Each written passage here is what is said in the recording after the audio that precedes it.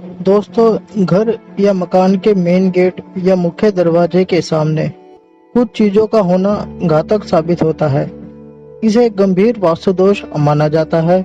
इन्हीं में से 5 मुख्य चीजों के बारे में हम जानेंगे। पहला है वृक्ष।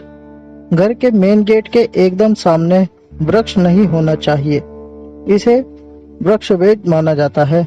मुख्य द्वार या घर के एकदम सामने कोई वृक्ष नहीं होना चाहिए।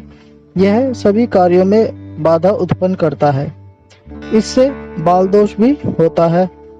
कौन सा वृक्ष घर की किस दिशा में होना चाहिए, यह उल्लेख मिलता है। घर के ऊपर पड़ रही छाया से छायावेद होता है। हालांकि यह देखना होता है कि घर के ऊपर किसकी छाया पड़ रही है और किस दिशा से और किस प्रहर में छाया होती है। उसी से लाभ या नुकसान का पता चलता है। खंबा।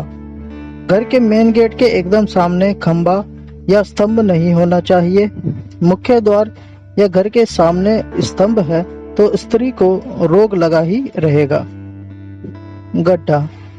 मुख्य द्वार या घर के सामने कोई गड्ढा या कीचड़, नाला या कुआं नहीं होना चाहिए। यह शोक कारक है। मुख्य द्वार या घर के सामने यदि कोई कुआं है तो मिर्गी का रोग हो सकता है।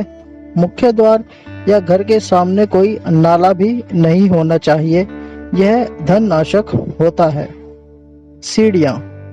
मुख्य द्वार या घर के सामने सीढ़ी नहीं बनवानी चाहिए या सीढ़ियाँ ठीक मेन गेट के सामने नहीं होनी चाहिए।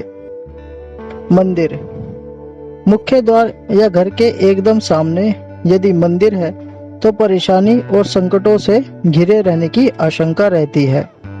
इसके अलावा मुख्य द्वार या घर के सामने कोई सीधा मार्ग नहीं होना चाहिए। इससे गृह स्वामी का नाश हो जाता है। द्वार के ऊपर द्वार होना भी नुकसानदायक है। इससे धन का नाश होता है।